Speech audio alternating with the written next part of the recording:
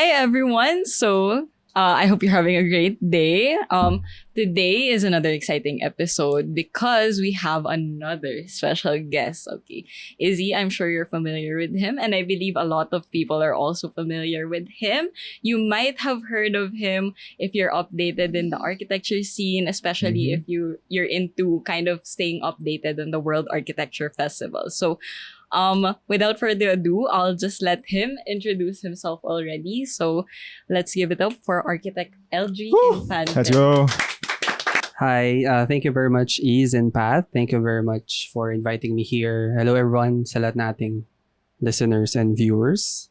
I'm LG Infante. I'm an architect, illustrator and designer from Pampanga. So, I believe you guys know each other from the World Architecture Festival. So, can you tell us a bit about that, Izzy? Oh my God. So, Medyo ano ka ba? wait. Like, how was it? Feeling ko ang tagal na nung WAF, pero last When year was pa lang it? pala siya. So, it happened end of November, di ba? Yeah, to December 1.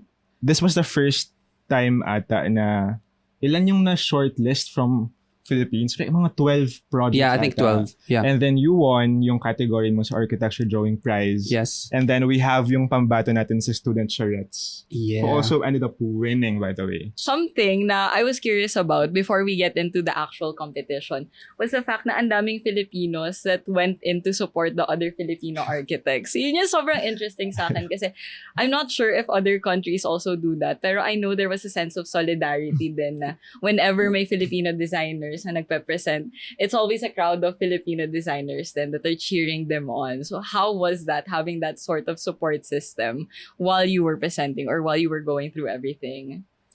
I think Aramis can talk about that kasi siya yung nag-present talaga. Alright, secret.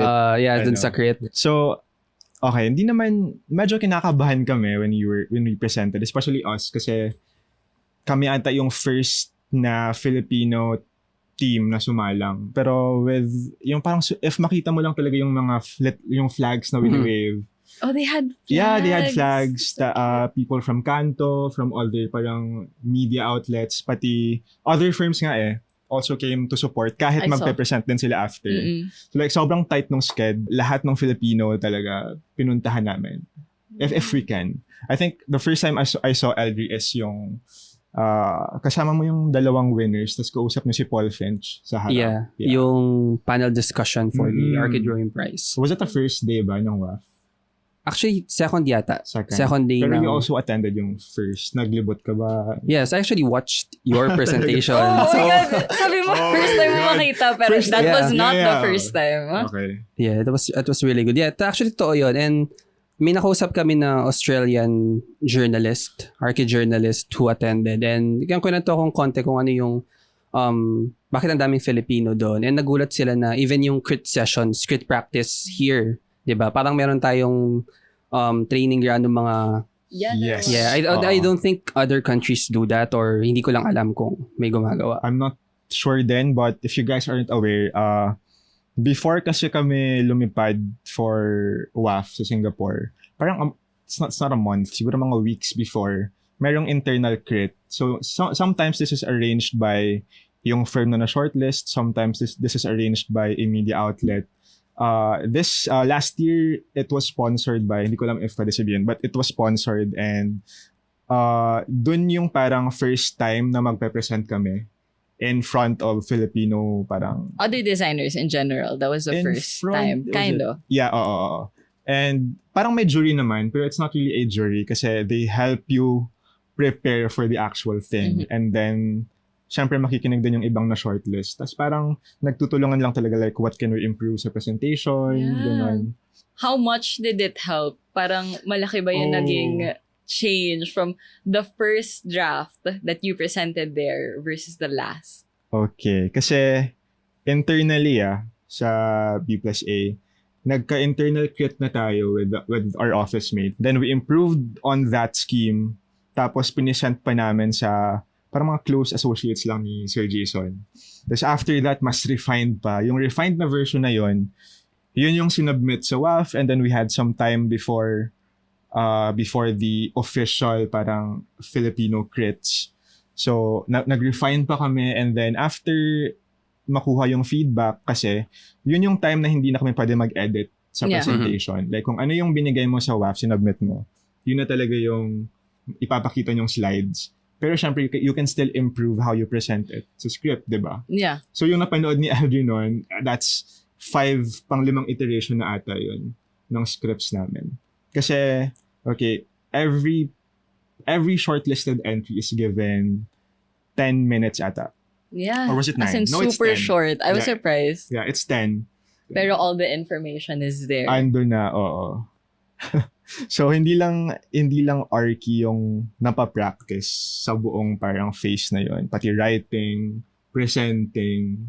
I'm sure LG can share then how did you prepare ba for your presentation? Or was there any type of presentation ba for the architecture drawing prize? Yeah, actually walang like yung sa inyo na crit session. Yeah. Bali, ang process kasi nun is you submit your drawing with kaso 50 words lang. You have to describe it in under 50 Oh. words. Okay. And then, yun yung i-judge nila. So, it's a panel of like around 10 judges, international architects and artists. And then, doon sila pipili. So, walang same pressure as with the main Yeah. thing sa WAF.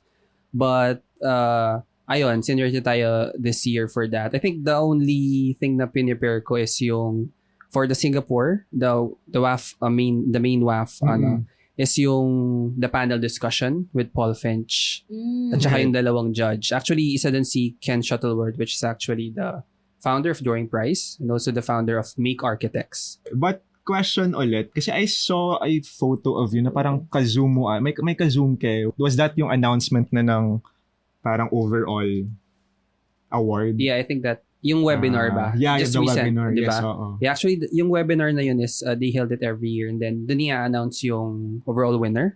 Mhm. Bali kasi we have 3 categories, the manual, the digital, and the hybrid, yung pinagsamang manual and digital. So, parang hinayan kaming, I think it started during the pandemic na may webinar series na. And then, yun, doon nila ina-announce yung overall winner dun sa webinar na yun. Okay. Kasi curious pa ako, I know you are the founder, di ba, of Mead Architecture. Can you tell us how it came to be, yung Mead Architecture? Kasi for someone like me, like nakikita kita as an architect artist, like how do you have the time to parang manage is it your own practice talaga? Yeah. Okay. I think it's typical for because sa province walang like large archi firm like kunwari Brand Salido, mga ganyan. So it's typical for people after nila pumasa ng boards to have their own practice. Bali, we're based in Pampanga, in San Fernando, Pampanga, but we cater projects naman outside the province, and then typically residential projects. And then what in terms of designing, we really want it to be, parang it's a really deep collaboration with the client to produce a bespoke work. Yeah. Kasi I think architecture need time to to develop and to and sabi na Aramis kanina like 5 times nilang, I mean, di ba parang Yeah. parang kung titigil na tayo dun sa first pala, parang how can we see yung possibility? And I think architecture is all about possibilities and The process. yeah. I'm curious lang kasi you mentioned you have like a certain philosophy, diba? So considering also na you're in the province, how is it different from clients in Manila? I'm not sure. Or are they more receptive to giving you more time? Is there a certain stigma na dapat mas practical or standardized in the province? Kasi, What is happening in Pampanga? what is happening in Pampanga? Kasi I understand maybe materials are a bit more tricky to get, especially specific. Yeah. So how is it different? The clients, the projects? Okay. I think one thing na hindi namin ma-figure out is we don't really get clients from Pampanga.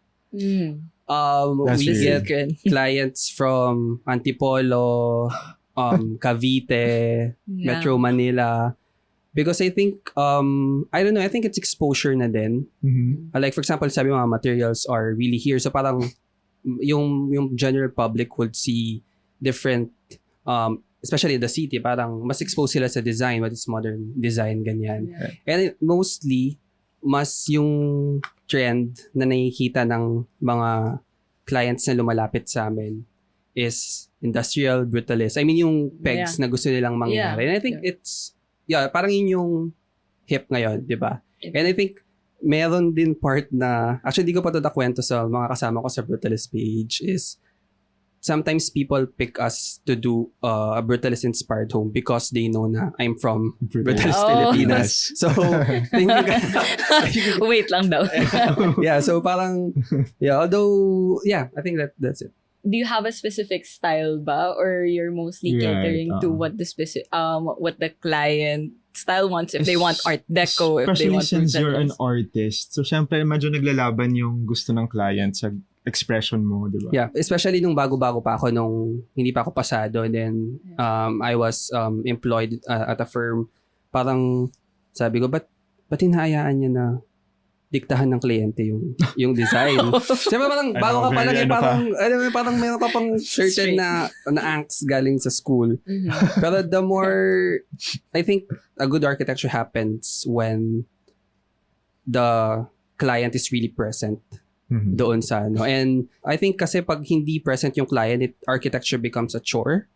Because parang ikaw lang yung humihila nung project. Sometimes, I think there are chances na ikaw yung hihila sa project. Pero I think when the client helps, and especially siya yung titira, siya yung gagamit, parang it becomes more easy, and yung lalabas na product will be really for them. I guess question ko is, before you worked in a firm, so as an employee, and then you mentioned that you had a desire to do more bespoke designs. Is that what kind of started your journey as an artist, like drawing? Yeah. The drawing actually is bata pa lang.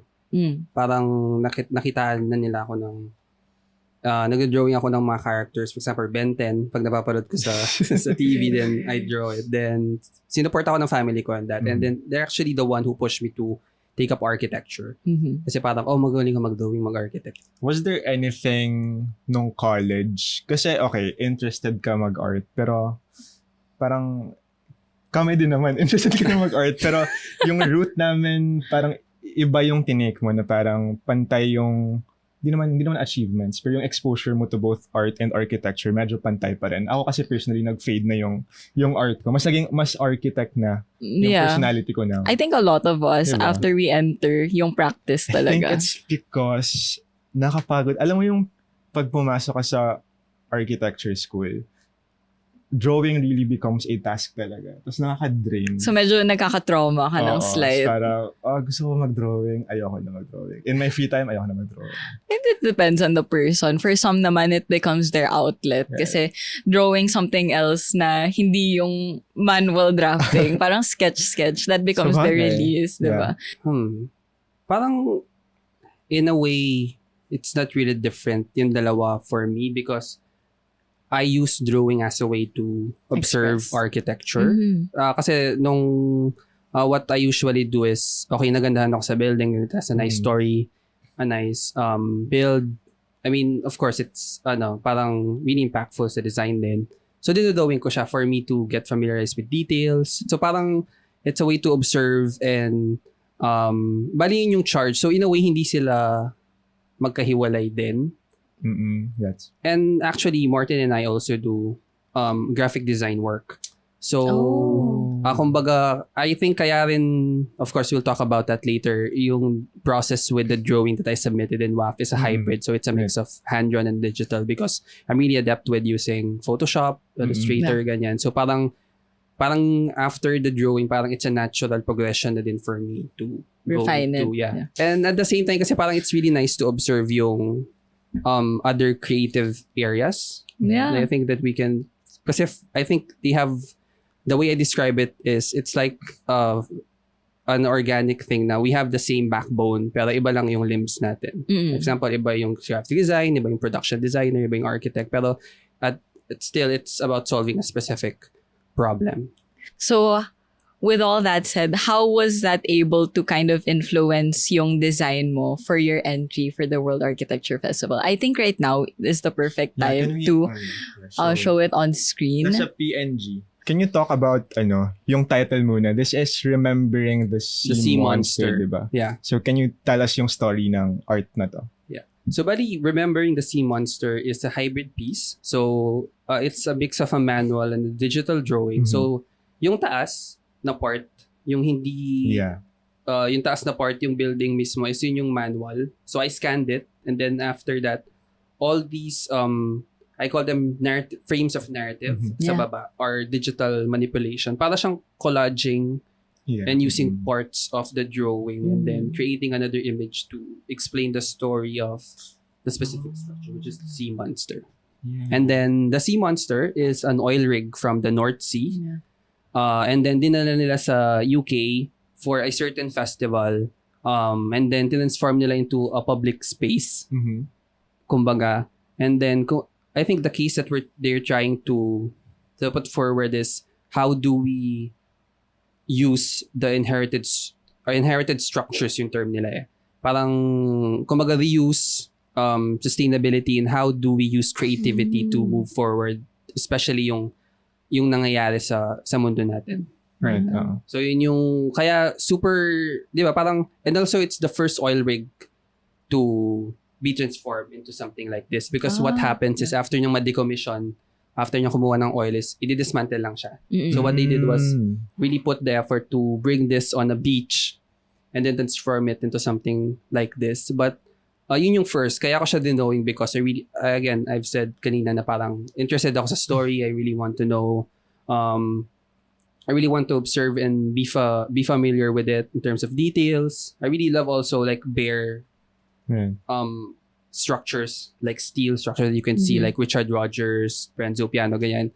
Yung mga ganyan na design. And then, actually, there's part of the story ng Sea Monster na I think na-shock ako is yung public perception. Which is, because it's a really large steel structure, hindi nagustuhan ng mga, kasi the beach where it stood was really long and pristine. And like it's clean. Yeah, clean, like really flat. You'd think this was a parang waste of that Or Yeah. eyesore. Yeah, it's an eyesore. And also, it was funded by the government during a housing crisis. Okay. I can see why. Yeah, it's parang ang controversial. daming Christ. issues like government and then visual. So parang, I think it's the drawing was, the digital manipulation was a reaction to that, dun sa nabasa ko na parang, ganun pala yung perception ng public. But it was in text, sobrang ganda ng intention, di ba? Yes. Ng structure, and it's really timely reuse. And then, so these narrative, frames of narrative sa baba, I was trying to put forward or represent yung perception, yung story, certain episodes nung buhay pa yung Sea Monster. Yung first one, yung pinaka-darkest was a representation of its former life, which is, so Can you zoom parang, in, Emil? parang yun yung mga strata under, parang it's just a simple representation of that na kumukuha siya ng resource under the seabed. And then, after na, yung sa baba nun was a timeline. It was actually built in 6 months. But, merong delay. So, that's the first thing. Yung second. Kung bakit so, nila... may parang months, no? Are those months? Parang it's a Tapos- progress. Kaya siya step ladder. It's not like okay. actual timeline, but yun siya. And then, pinosisyon ko yung pencil, the half arc, yung pencil over the, to show progress. So, again, using the drawing to express time. Ganon. And then, after naman dito, ito, ginamit ko naman yung stroke na ginawa ko to represent, parang it's an abstraction of the site plan and kung paano yung tao is, paano sila pumunta or nakisalamuha doon sa structure. So that's one. And also yung time, it was only 8 weeks.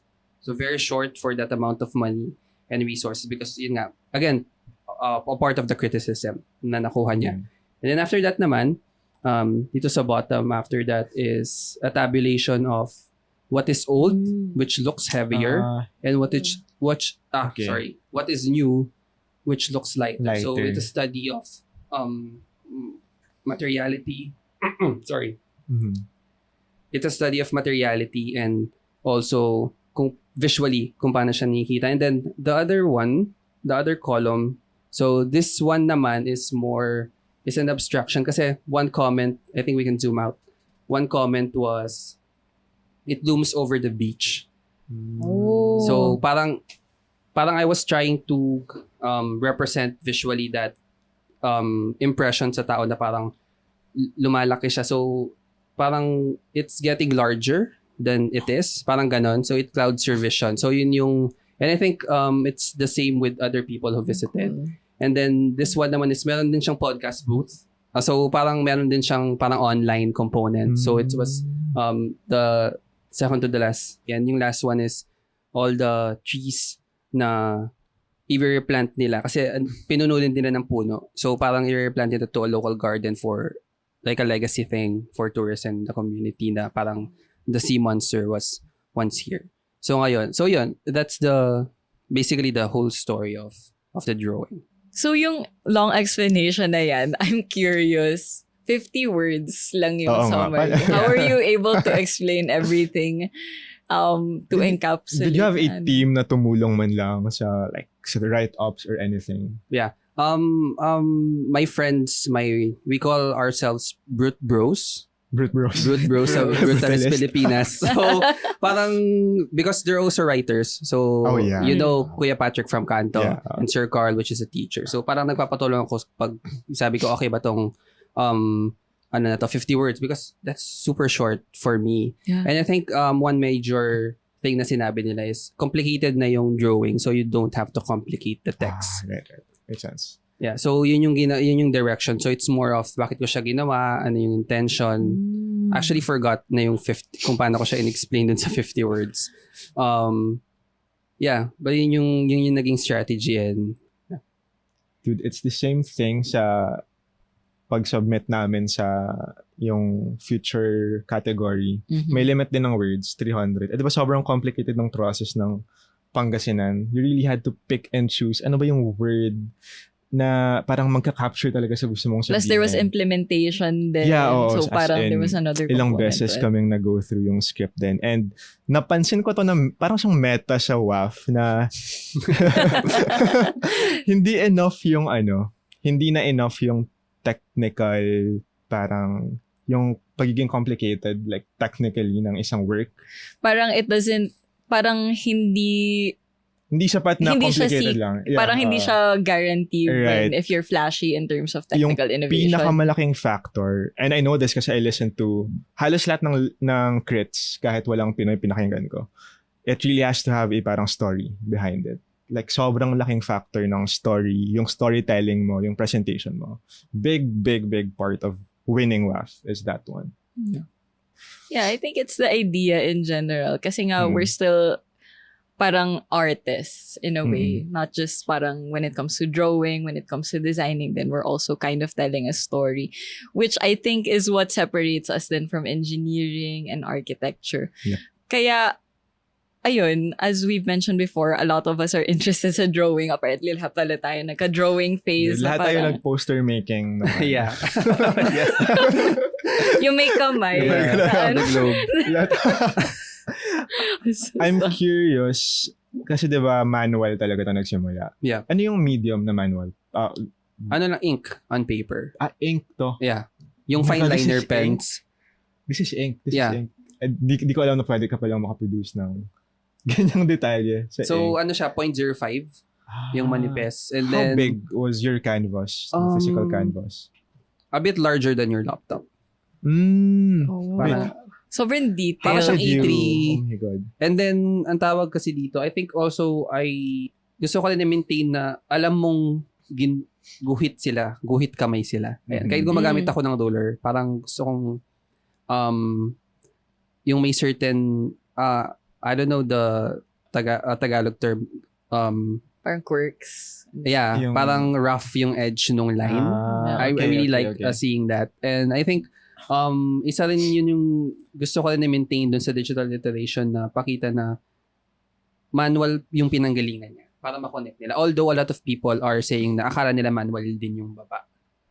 It looks manual. Yeah, and I think in terms of from the drawing prize committee naman, sabi nila, I think it's the first I don't know it's the first or one of the first time na yung hybrid submission is majority or visually it's a manual. Kasi before laging when you say hybrid, lagi siya, I mean alam mo siya na digital work siya and you can't see the manual work. Pero dito naman hindi mo makita yung digital because you think that it's all manual. Wait, hindi ko sure if na-mention mo to, pero pumunta ka mismo doon sa location ng to sketch that or you got a reference image? Yeah, it's a reference image and all of my drawings are actually like that because again, parang it's like from afar, parang I want to appreciate it from afar, so I draw it. Right. Tama naman kasi if you want to explain yung public perception, mas maganda if you draw it in the lens na nakita rin ng ibang tao. That could be possible. I guess that's a good point. But I think that also ties into the fact na you also contribute to Brutalist PH. So parang did that complement yung eye mo of observing details or baliktad? Can we explain muna ano yung Brutalist Pilipinas to our listeners? Okay, for those who haven't heard, maybe you can explain a bit about it. So Brutalist Pilipinas is an online brutalist architecture in the Philippines na page. It started as a parang magsasubmit ka ng photo and then if you feature siya, parang ganun siya. So it's a documentation and then of modernist heritage which is brutalism dito sa Philippines. And then after that nung lumaki na yung team from Kuya Patrick who founded it, who also the EIC of Kanto, and then me and then Sir Carl, parang ngayon it's more on promoting heritage. Promoting reuse. How do we appreciate and see the structures in a new light? Because most of brutalism, alam ng mga tao, it's concrete. And then pag naluluma siya, napupuno ng grime. And typically what we get from these images that we post on social media is parang, kailangan na niya ng linis. Sabi ko, kailangan niya ng power wash. But it's part of the beauty of the concrete in a way. So, the patina that it gets, So, yeah, that's Brutalist Pilipinas. I hope that sa mga brute bros ko, I hope that. Brute bros. Kaya nabigyan ng justice niya. Yeah. So, parang those work hand in hand na because you were part of Brute PH, you were able to have an eye sa mga details or vice versa ba na because you were into drawing, it helped you find parang the beauty in brutalist structures. I wanna go back dito sa drawing. Kasi sobrang curious ako sa composition. When you made this, did you had this composition in mind? Yeah, interesting. Or did you have WAF in mind nung ginawa mo to? When I did the manual drawing, wala. Because yung huling drawing ko before this was like a year ago. So parang tagal ko na hindi nagdo-drawing. Parang I want to do another one. Para baka di na ako marunong mag-drawing. Alam mo yan, kasi parang when you're too you're too busy with something and I know. So you need to really go back in a way dun sa and then after that kasi yun nga parang continuous yung then naisip ko siya na okay, parang let's try to develop that one based from my reaction and explore a certain type of illustration because this is actually the first iteration of this direction of my drawing. Kasi lagi lang akong, someone called it pretty illustrations, sabi ganyan. Parang so I want to try something na it's more of an exploration in a way, something new then. So, yeah. Parang is this one of your first instances na you actually made sure to curate a narrative since before you said yung goal was pretty pictures. Ngayon, you actually had to try and tell a story through drawing. Yeah. Kasi parang di ba parang may nakukuha kang magandang kwento, you want to tell it to other people. So parang ganun yung naisip ko na parang I want to tell other people the story and at the same time, I want to get their opinion about it. Parang ganun din siya. It's more of, it's a way, ang one sentence or a few words from the description that I submitted was to incite discussions. So, parang when pag nalaman mo yun, parang what's your take about it? Parang anong reaction mo dun sa structure? Parang na-curious ka ba? Parang ganun. So, parang it's more of a visual aid when I tell the story. So what most of you might not know is this is actually your second time na ba to join Drawing this Prize. Architecture Drawing Prize. Can you talk about the first time you joined? I think we have a visual nung entry. So, this was my first submission dun sa Drawing Prize nung sinubmit ko siya without any expectation because sobrang intimidating ng mga pinapasa at mga nananalo sa Drawing Prize. And they're That is usually true. like from I've seen. Bartlett, from UCL, Bartlett. students, like really complicated stuff. Tapos sabi ko, okay, parang 3-5 lang naman. Pasa ko na siya. Yeah. Medyo Parang- masakit yun Ano lang siya, about testing the waters, parang meron bang place for this kind of illustrations doon sa ano.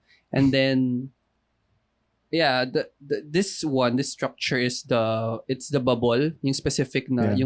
yung dome shape dyan, doon sa, it's actually a reuse or redevelopment na ginawa ni Renzo Piano doon sa Linggoto Fiat Factory. So again, I'm interested with reuse and of course the aesthetic of Renzo Piano, which you can really understand why things are there. So that's again, these are the first ito yung mga nauna kong mga illustrations. And then ayun, sobrang gulat ko nung it was shortlisted Shortlisted, in the no? hand-drawn category nung I think 2021. Yeah. Is that the same batch nung like ang dami ding Pinoy or hindi pa? Yeah, actually that 2020 yata yung may nanalong French-Filipino designer. That was the Ay, sorry, French, yeah. French-Filipino. Si Clem Laurencio something. Right. He won the hybrid as well and the overall prize. Although hindi siya nagkaroon ng chance to exhibit and kasi it was pandemic time. So actually a part of me submitting it is parang ay may Pinoy na nanalo. So parang let's try, parang okay, dagdagan pa natin, parang ganun.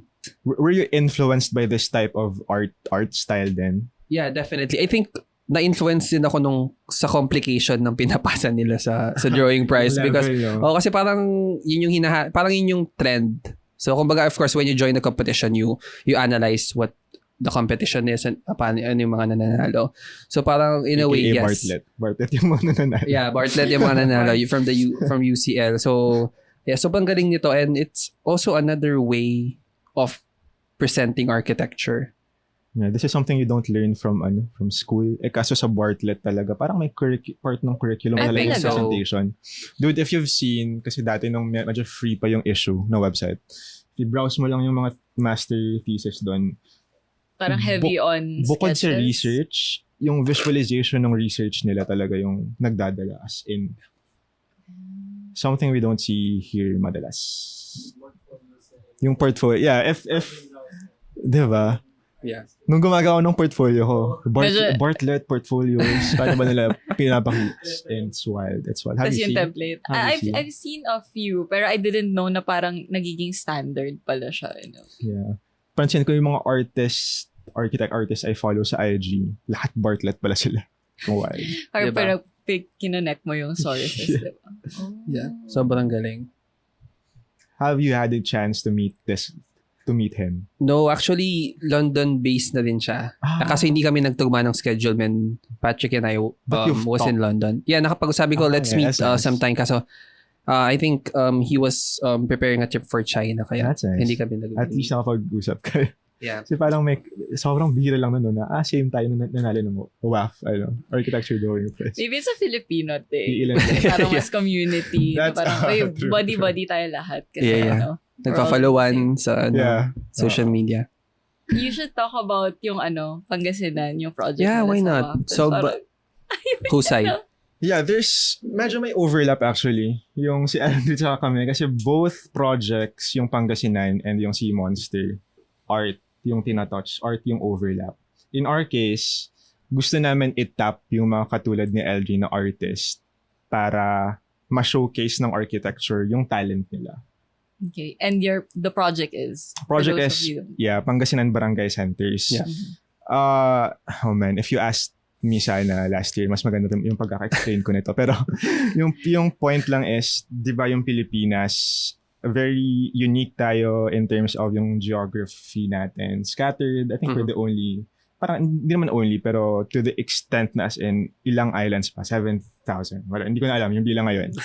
So it makes sense for our government to parang be sort of dispersed then. Sa atin, meron pang extra layer which is yung barangay. Which is sobrang interesting. I think ilang months ako nag-research tungkol sa barangay. Sobrang immersed ako sa barangay, in short. Yung history nun, the rabbit hole. It came from yung Spanish times pa pala. No, came before pa pala yung Spanish times. Kasi yung barangay came from the word balangay. Which is yung boats na gamit ng Austronesian dwellers pa. Way before dumating yung Spaniards. Fortunately, kinip naman ng Spaniards yung parang system na nabuo. Kasi those parang boats, malaki yun eh. Tapos parang groups talaga sila na dinadala yung mga tao to other islands. Eventually. So basically group of people. Kaya yung balangay. Yeah, you can see photos of yung balangay sa National Museum. There's a replica sa Butuan ata. Malaki talaga siya. It can fit siguro, yung nabasa ko, mga 10 to 20 people. Fact check na lang. Oh my God. Dapat ma-fact check daw. 10 to 20. Tapos yung mga tao na yun na nakasakay sa boat, eventually magsisettle sa land. Sila na rin yung nagiging groups.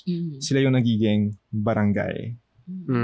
So, dumating yung Spanish, diba, gusto nila i-reform, government, ganun. Tapos parang naisip nila, wait, actually medyo okay to.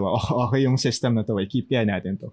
Until eventually, hanggang ngayon, surviving pa rin yung political system na barangay. Siyempre yung state niya ngayon, merong negatives, merong positives. Most of the negatives is dala with the fact na sa sobrang liit ng barangay, you can feel the bigger disconnect from the national government. Kasi yung purpose ng barangay talaga is to deliver yung services na hindi kayang i-disperse directly from the national.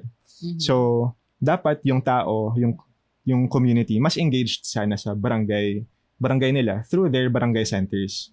Ang nangyayari, kasi nga, we're separated, syempre, iba-ibang may hawak ng power. Ganun. So, nagkakaroon ng parang gaps nga talaga. Gusto natin i-cover yung gaps na yon by delivering parang uniform services, uniform na barangay center. Itong barangay center nito, same lang ng itsura sa barangay center nito para ma-erase yung any form of discrimination of any inequalities. Kaso nga lang yung solution na yon by making everything the same, nawawala yung culture ng maliliit na communities na yon. Yun yung downside. So we wanted to solve, paano ba, one, ibalik yung identity ng bawat barangay. At the same time, paano ba i-connect ulit yung tao sa government? So you make them more interested dapat with their barangay center. Ako personally, hindi pa ako nakapasok sa kahit anong barangay center. Diba? So, parang there was no motivation for you to try and reach out to them. Or there was no need then. There is a need, especially if, kasi I came from Ormoc, tapos nasalanta ng Baguio, diba? Tacloban, Yolanda. There was a need, pero kahit even then, di pa ako nakapunta ng barangay center. So, medyo may disconnect na talaga between the people. They don't see yung importance of the barangay center as a structure. So, we wanted to bring that back kasi isa sa pinakamalaking problems that I see with government buildings sa Pilipinas is people don't care about them.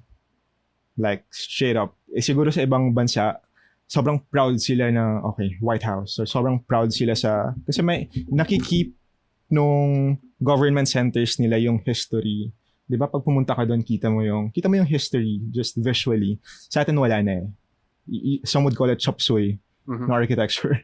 Tapos naisip namin, okay, our client kasi is Pangasinan, which is the creative hub, or some might call the creative hub nga of the Philippines, the creative district. So sobrang perfect lang din talaga, 'di ba? I said kanina na most WAF entries, perfect spot lang talaga na nagkatugma yung vision ng client and client and architect. Yung problem lang doon is with any other government project, nagmamadali, plus signed na kasi yung templates, 'di ba? May mga templates tayo kung ano yung itsura ng barangay center. So pasado na yung lahat. Gawa na yung plano, gawa na yung elevation, yung iba nga gawa na talaga, like andyan na. So the most we can do is to cover it with something visual for the people. Kasi engagement naman with a barangay center doesn't really start with yung kailangan pumasok ka, kailangan makipag-usap ka sa barangay It starts just seeing it. Yun na yung first sort of engagement, which is just like art, diba? You don't have to talk to the artist, makita mo lang yung art. Yeah. Yun na yung interaction nyo. Same idea. We wanted these barangay centers to be the artwork that showcased yung history and yung local artistry. So yeah. Pero yun, there was a challenge. You wanted it to be a form of expression na specific per area that it caters to. Yes. So, syempre, there was a challenge na iba-iba yung styles and iba-iba yung parang traits, iba-iba yung art interpretations ng different barangays. Yung question ko naman with that was how you guys were able to standardize it in a way na may some form of control pa rin naman yung architect. Kasi syempre, you can't really Right. guarantee like the quality or the uniformity. It has to have some uniformity in a way. Then. Okay, so the main parang design solution namin is we deconstructed yung barangay center to the bones, body, and the skin. Kasi like people, di ba? We have different, I'm for sure, we have different hobbies, we have different experiences. We like different things, iba different traces, different colors, different clothes na sinusuot. Pero at the end of the day, para sa lahat, na tao pa rin tayo. Pilipino pa rin tayong lahat. So, parang in-apply namin yung same thought na yon, yung same structure ng isang tao sa isang building. So like people, buildings also have my bones, my body, my skin. Bones, lahat tayo same lang. Body, sure, pero lahat tayo like same parts naman tayo. Same parts lang naman tayo, more or less. Yeah. Tas dun yung standardization, while yung identity and yung personalization dun sa skin natin. Yeah. Yeah. Sa exterior. So, yung exterior nyo, like when I saw it kasi, it's kind of like this net or what is the concept? Okay, Parang, super interesting to. Kasi gusto namin ng something modular kasi nga when it comes to barangay centers, yung wear and tear, alam mo yun, tapos if masira, matagal maayos. Gusto namin ng something na madali ayusin. And everything, parang lahat ng criteria, yung pinopoint kami towards the direction of doing something modular. Okay, so we tried, ang dami naming schemes na trinay, kinod. What we ended up using, kasi we were basing it off indigenous parang weaving techniques. Kasi we tried to draw talaga from not just Pangasinan, but the Philippines. Kasi yung promise namin is, if this is good enough for Pangasinan, this can be copied sa Pilipinas talaga. Yun yung ultimate goal. So hindi pwedeng i-limit lang yung inspiration sa Pangasinan. Why not the entire Philippines na, diba? So we tried to draw from iba-ibang industries. Fishing is major, especially in Pangasinan. Major yung fishing. We also have agriculture, ganyan. Lahat ng industry na yun, may common na parang grid na ginagamit. So fishing is almost especially yung nylon net na pang-catch. Yung parang mesh, diba? Yeah. Nylon. So, naisip namin, okay, why don't we use this? Tapos hindi namin outright sinabi na galing yun sa fishing. Hindi pa namin sinabi yun. Yung sa first naming brainstorming nun, kung ano lang yung maganda. Kasi yun naman yung importante for 99% of the people. Kung ano yung maganda tingnan. Yeah. Huwag mo na yung super deep na concept and ano. Pero nagulat kami kasi nung natapos yung initial renders pinost online, may mga nag-comment na mga taga Pangasinan kasi this was promoted then by the LGU. So, may mga nag-comment na, parang is this inspired by yung fishes? Tayo nga hindi natin napansin, for us yung net lang, 'di ba? Sa kanila naisip nila yung parang school of fish, ganun. So it's something that surprised us na nakarelate agad yung tao, which is a good sign kasi for me, super risky ng project na to. Yeah. Like, dude, if you post an artwork, ang bilis lang i-bash sa social media. Like, so imagine if magtayo ka ng building na yung a government project pa na yung dinidisplay is artwork. Ang daming stuff na that can go wrong. Pero how was the reception? Okay, right now there are two being built na yung 2-story. So, tapos na rin yung design competition kasi okay, one important part nun is gusto namin itap yung local artist by doing a local art competition. So, pangit naman 'di ba if ako taga Visayas ako tapos sumali ako sa ng Pangasinan tapos yun yung magiging canvas ng Pangasinan. So this was promoted muna sa schools. Kasi yun yung easiest parang pool of talent. That's Give cool. yung mga kids, 'di ba, Yeah. we're interested in doing art. Tapos may nanalo na and hindi pa pwedeng announce ata. But may nanalo na and we're going to implement yung first 2 sets of yung patterns sa building ng Pangasinan. So we are yet to know yung public perception. Hoping it's good. Yeah, going back to the public perception Yes. discussion Oh my kanina. God. Yeah. Pero I think nowadays, people are more receptive sa art appreciation. It doesn't necessarily need to be practical. It doesn't Yeah. necessarily need to have like a specific format. Or, I don't know, yun yung impression ko sa general public in terms of yung impression nila sa art in general. How about you guys? Ellie. Feel ko si Ellie yung tama. I'm not, actually hindi ko pa masyado din like pinag-isipan yung part na yun on how like the general public now accepts art. But I think in terms of kung mas receptive ba yung public, I think yes. Pero I think meron pa ring difference between what is consumable to them and what is, Ellie. yeah, di ba? Parang, for example, art fair, which is recently We here. can talk about the art. Yeah. Di ba parang, which I had a chance to visit. Parang yun yung, in a way, consumable for the public. Yeah, siguro yung lang is if you wanna get your art out there. Yeah. Yun na lang yung difficult thing. Pero Yeah. I Sige, agree. let's talk about yung accessibility nung art. Kasi na-mention na rin naman ni Eldre yung art fair. The first art fair I've been to was last year. I've also been to yung recent. We've been there together at yung first time. Tapos, definitely mas malaki yung turnout last year. At least nung experience ko when I visited yung recently concluded na art fair. Talaga? Mas madami, definitely mas madami. And some people would attribute that dun sa fact na tumaas yung price Yeah. of yung tickets, di ba? Parang double ata. Almost double.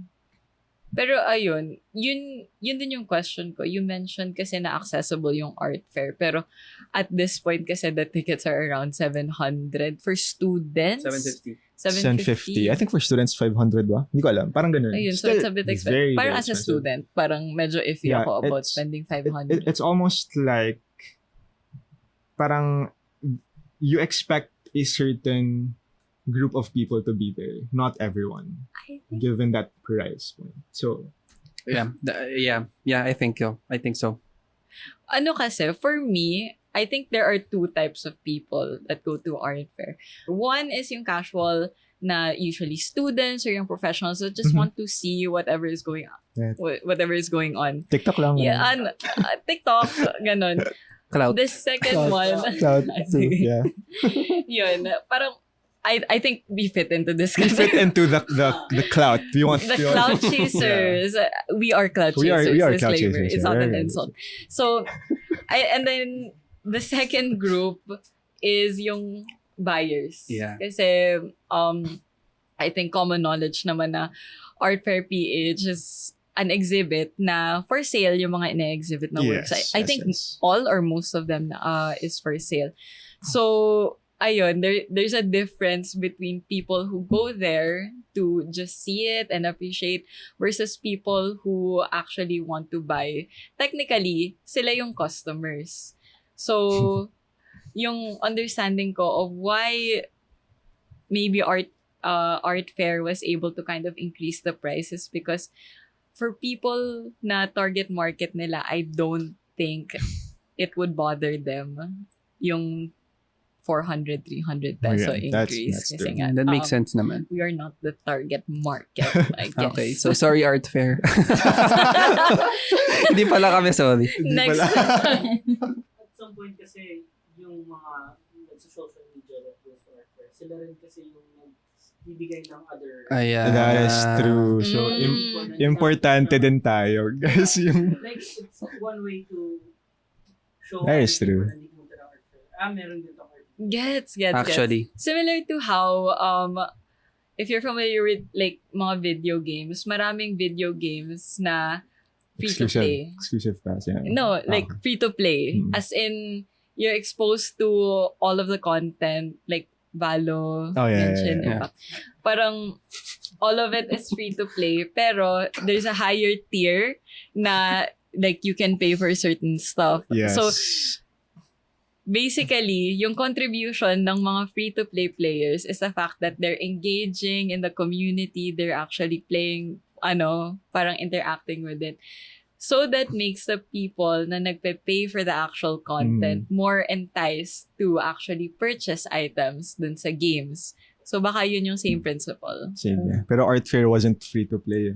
Yeah. I mean, same concept. If If you compare it to yung mga binabayaran ng mga buyers, it's basically free to play. Napag-usapan natin to. Yung feeling ko sa Art Fair was yung feeling nung estudyante ako na pumunta ng World Bex.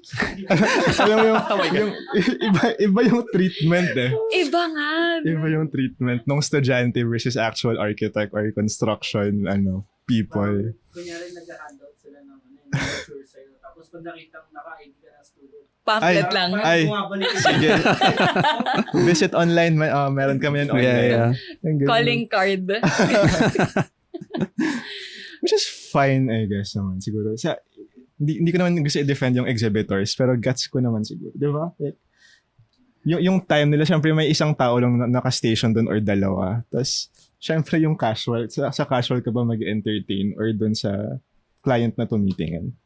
Yeah, pero I mean, most of the time naman, for people who would just want to casually view it, ayaw din nila yung may kinakausap. Kasi medyo That's true. Ako din naman, ayoko same. yung mga nilalapitan lang. So, fair din naman. Art Fair. Yan, na-unwrap natin tuloy yung Art Fair. medyo na Tapos nabigyan ng dignidad yung mga cloud chasers. Cloud chase. Mabuhay tayong lahat. But I think ngayon, especially now, mas grabe yung tinatawag na accessibility in art because of yung AI, of yung rise of AI. Nung WAF, That tangent.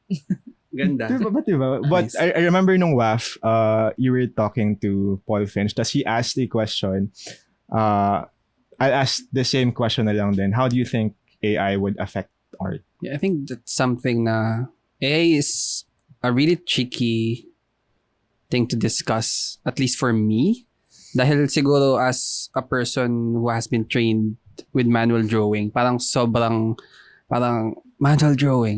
Parang pinangangalagahan ko yan for this technology to, may mga certain fears, of course, narinig na natin lahat yan. Parang how creatives are going to be, mawawalan sila ng trabaho, ganyan. I mean, these are the common thing na Pero during actually the WAF, I had parang it's like a much chill crit session with an architect and an artist, and sabi niya is parang I think AI is good for people na sobrang creative pero walang talent in terms of showing that creativity.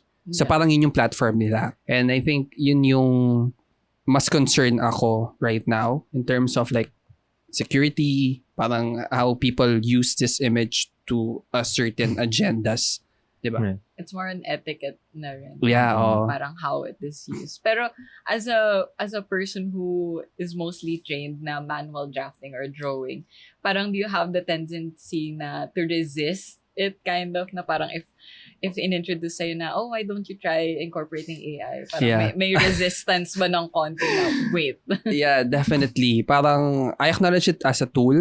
Mm-hmm. For example, pag nagsusulat ka ng something for like, sure, it really helps you ganyan. And I think minsan hindi mo din napapansin na some of the things that you use on the internet or like in mobile are AI powered then. So parang medyo nagiging seamless na rin siya with what you use right now. Pero in terms of parang may friend din ako recently na, try mo to, parang ang galing mag-render ng AI o ganyan, pinapakita niya sa akin. Parang, Okay. Parang right now, I'm parang no. Ayoko pa. Parang ganun. Okay. Yeah, that's my current reaction.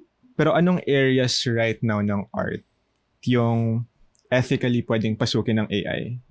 In terms of, I think, idikit lang natin dun sa competitions ng konti. Kasi, na-discuss din doon sa panel na the Archie Drawing Prize is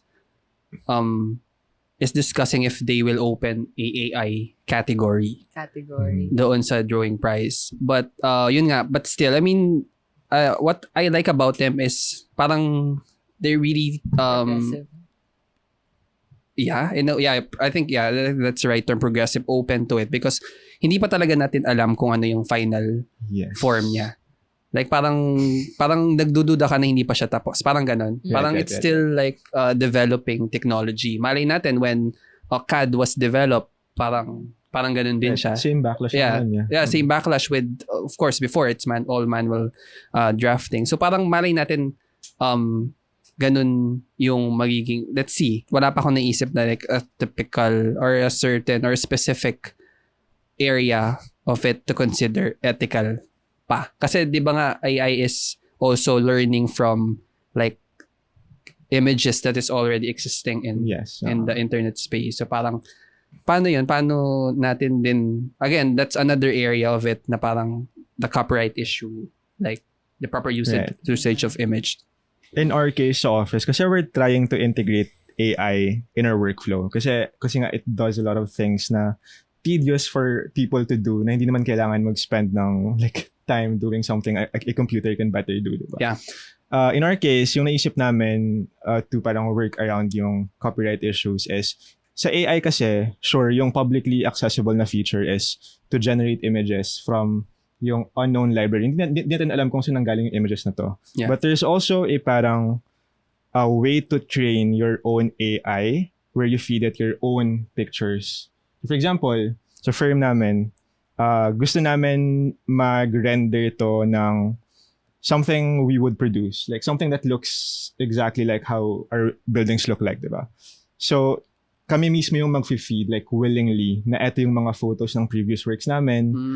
Tapos, yung AI yung mag-generate pero just based on our own curated library. Hindi kami kumukuha from other, So that's one way. That's good. Yeah. That's one way people can use AI to train their own AI model na lang. Obviously, it requires a steeper learning curve.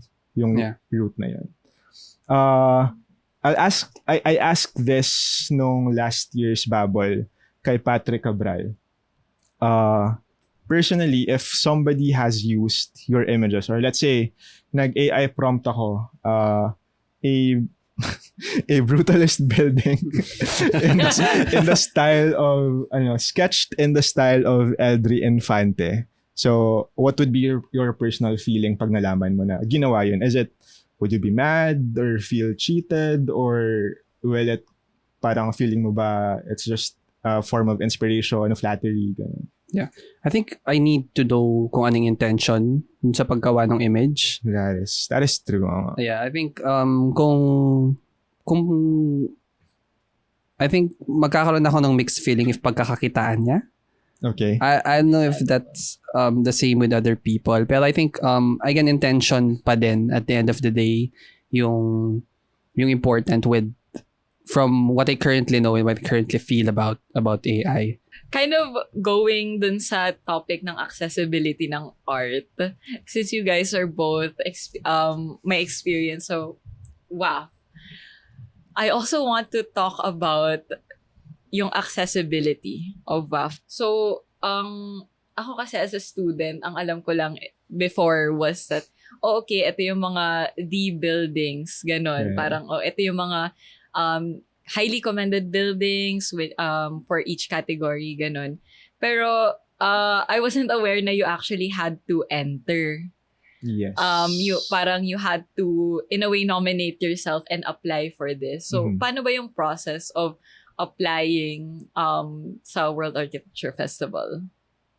Hindi ako yung nag-asikaso. I think you can speak for this. Yeah, for the architecture drawing price, bali you pay a specific amount. Mhm. When you're isa lang yung alam ko, when you're under 30 years old, you need to pay between 3.5 to 3.6. Kasi In pounds kasi peso, siya, in peso, in pounds kasi siya. And then you submit. So yun yung kumbaga basic flow on how you submit. Doon naman sa Archi part naman, I think it's the same. Mhm. Pero mas malaki lang, significantly higher lang talaga yung Yeah. yung Mas bayad. malaki. I have an amount in mind pero hindi kasi ako sure. So define significantly higher. Parang, is it sort of accessible? Halimbawa, you're a solo practicing architect. Would you say na it's a bit accessible pa? Or it's mostly catering to medium to larger firms? I would say medium to larger firms. yeah. If pagbabasehan yung kinikita namin. Tapos Yeah. isasabi ko, so parang if you're just like starting, like dalawa lang kayo or tatlo, siguro hindi. Unless Yes. may mag-sponsor sa inyo to join, like a client, or the client can sponsor you or something. Pero, yeah, mahal talaga siya. Depends din yung term na accessible. Very relative din sa sumasali. Like, yung depends nga sa goal mo sa WAF, diba? Yeah. Like, yung upside sa makuha mo sa WAF, does it justify yung babayaran mo? And that, if oo, edi fine, accessible siya in that sense. Yeah. Pero if hindi, then hindi talaga. Curious lang ako kasi what if may case na there are genuinely great ideas out there? For example, sa Philippines, what if there's like a solo practicing architect that created like a super genius na innovation in terms of building technology or in terms of yung design ng building? Is there a way kaya na parang WAF will reach out to them, or parang it has to be through a specific format na they have to reach out? Yeah, I think I remember one thing kasi there's also a seminar at UAPHQ which Canto organized, having the veterans of WAF. At it's like a panel discussion, and then I think it was the national president of UAP who mentioned that they will support like firms. I'm not sure like how exactly it will turn out, but I think it's one way to survey, get a good get a good survey kung nasan ba yung mga talents na to. 'Di ba? Parang, and yun nga, malay natin makahanap nga tayo ng something that's really worthy, because I think UAP has the capacity and has definitely the platform, because lahat ng architects members ng UAP. Yes. So they have definitely the reach, and I think that it's really a good organization to help these creatives na hindi ma-afford yung fee ng WAF. I think that's one thing then. Yung WAF din kasi, it's like an avenue for ideas, di ba? So, kunwari, you can draw parang ideas for your design from previous WAF, parang entries. If gusto mo lang talaga ikwento yung building mo sa world and feeling mo sobrang laki ng mabe-benefit ng ibang designers or like ng mundo sa gawa mo, then what amount can really parang define kung worth it ba? Or gets ba? Parang if your goal is to kind of share knowledge. Yeah, you can't to the put a world. number on that naman. So, Yeah. Yes, that's fair. Plus, there are other avenues naman of sharing if you're really eager to kind of express ideas for others' knowledge. speaking of parang WAF entries, may specific entries ka ba na napanood na nag-stick talaga sa'yo? Well, I think one is the Buensa, of course, the Buensa Thank Lido. you. Thank you. Bye. I really Bias. thought that that will win. And then I think another one is also a Filipino, yung kay Sir Dom Dom Kilyawan. Yeah, the Kilyawan. That was, And again, going back yung point natin kanina na if supportive yung client, successful siya. And kasama nila yung client sa Yes. Singapore. Oh, yes. So sobrang, I think that was a really impactful part for the judges na actually sabi ni Sir Dom, actually the clients are here. Sabi niya ganyan.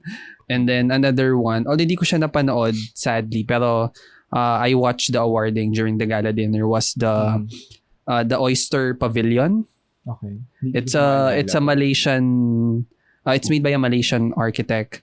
And then it was made of bamboo. Kasi 'di ba oysters meron silang stake sa sea. So parang gumawa siya same foundation, yun yung ginawa niyang foundation, and then it's like a red net. Mhm. So parang arches sila sa sea na parang it won the beauty prize. So wow. So parang tumatak siya sa akin because hindi mo makikita yung architect dun sa building. Sinasabi nila minsan we complicate architecture too much. So parang sobrang gandang reminder sa atin yun na parang something that can be simple made with simple materials can be impactful din. Since you've talked to some of these people, you've listened to some of the crits, what are the common things or common themes na nakikita mo sa winning entries ng WAF as a winner yourself? But I think narrative is like a big thing. Na of course from my experience watching yung mga WAF crits, I think yung narrative talaga, and they really wanted to see new stuff like that na maybe inspired from the past, but something that is new and catchy and makes sense, that is well made, well presented. Presentation really is a big part of that. Yeah, it's at the end of the day, it's the quality of the drawing pa rin. Pero of course, actually tinanong ko nga sila parang paano ba nagbabago yung perception nila when we present na? I mean, of course, when they meet na the artist, when they and sinasabi na that it becomes more interesting in a way. Kasi parang I think they have a certain parameter to determine na they want the artist to explain this, kaya isa-shortlist nila. And minsan, and I know, may mga projects na maganda, no? Yeah. Maganda, pero hindi na layout ng maayos or na-present ng maayos sa gusto nilang requirement. Like, A2 lang ata yun, 2 A2 na boards. Paano mo nga naman isa-summarize yung buong process, yung journey ng building na yun? So, sobrang laking part talaga ng presentation. I'd say even 50% siguro. Presentation. That's just yung visual presentation. Na iba pa yung presentation pag nag-explain ka na. Ibang layer pa yun. Yeah. Pero if ipatong mo pa yun, edi ilang percent na yung influence ng pag-present mo, how you sell your design. Yeah, I think hindi ko lang kung saan ko narinig to, pero I think isang reason nila for shortlisting a project is they want to hear it be presented. Oh, that's nice. Because parang gusto nilang parang interesado sila malaman pa. Parang the project feels like it has a lot more to say. Yeah. Pero siguro, from the brief that was given, marami na siyang nasabi, pero it feels like there was so much more. Baka, But that's still hard. Like, paano ba? Paano nga ba yun, di ba? Parang, paano mo ibibigay yung information? Was there without any giving strategy anything? ba dun sa 50 words mo? May specific strategy ba yun? Kasi for us, 300 words, syempre, ikikwento mo yung process, pero you want to leave some room for parang, The presentation. di naman, parang mystery or parang curiosity. So yung words minsan, iibahin mo siya to be more parang, yung mas Mysterious. magiging ng interest. Yeah. Oo. So, did you have any similar parang strategies? Yeah, I think, yun nga, they mentioned dun sa binigay ko nga, na yung una kasi masyadong complicated because as artists, we want to really tell kung ano yung ginawa mo. Like, you wanna tell the details in detail. Pero sabi nila nga, parang ang direction was, bakit ko siya ginawa? And ano yung purpose ng work? So, yun yung nakalagay dun sa 50 words na description. So, I think yun din. Parang you just add just enough information to spark curiosity. I would even go as far as saying na if you want to join WAF, sobrang wise investment to ask help from siguro writers. Yeah. Mm. Yeah. You do crits with like architects then, or kahit hindi architects, just kahit allied professionals na feeling mo would have important input doon sa work mo. Magandang investment yun. If you really want to be shortlisted and present in WAF. Yeah, you really need to open up the work then, because having different perspective really helps. Kasi pag masyado ka nang babad dun sa work mo, parang kang kabayo na may takip na, Yeah. 'di ba? Dun makakalesa, parang hindi mo nakikita yung periphery na may mga nalalaktawan ka na. And yun nga, may support system naman yung WAF din sa Philippines. Exactly. So parang yun din yung nakakatuwa kasi super generous nung mga architects natin. Even yung mga kinoconsider natin na the best of the field, di ba? They're really willing to help. Definitely, and make time for you. Parang hindi talaga sila selfish, no? No, Parang of course not. everyone wants each other to win. As in, that's something really interesting. I don't know kung exclusively Filipinos lang yun. Pero it's like, kahit you're all competing against each other, you're rooting for each other. Walang ill intentions when you're trying to give comments. I agree.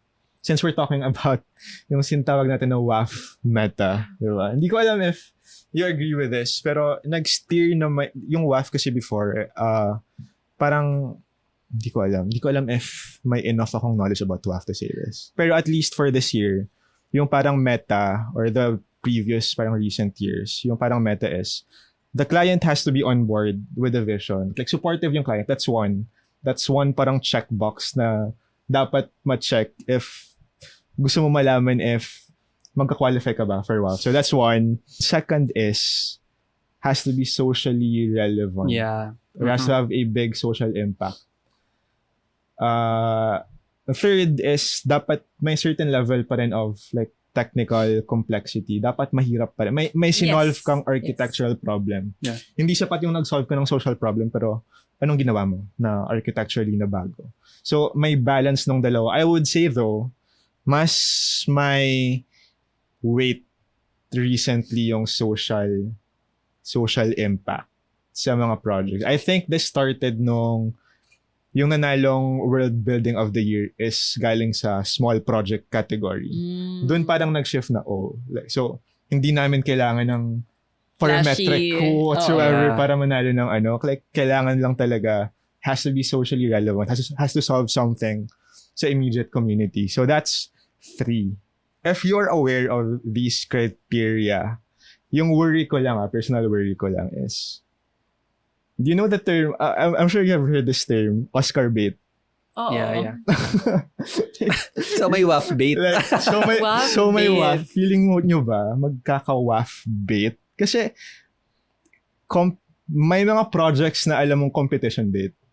Like honestly, you can tell agad.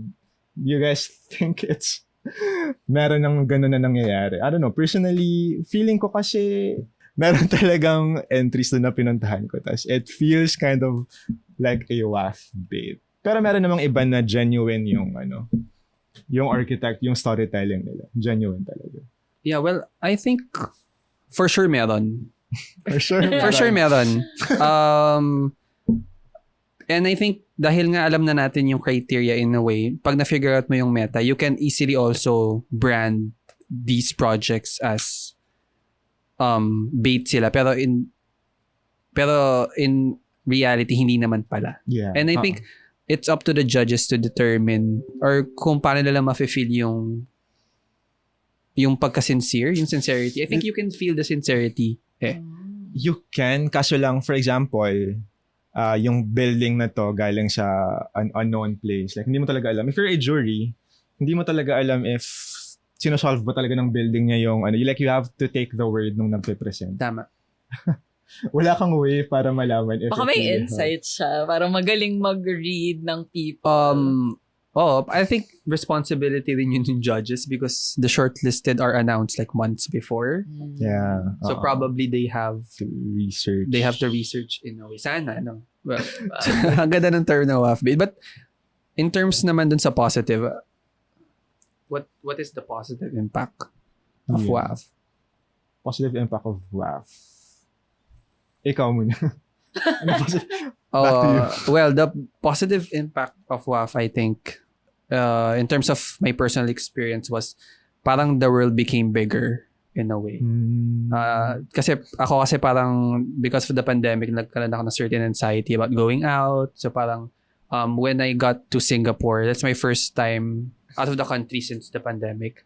Parang possible naman na pala, like, to really mingle with people, like, yeah. and, like, lahat ng tao doon, like, I saw Peter Cook. I mean, these are, like, taong feel mo na hindi mo makikita before, like, they're in one hall, parang ganon.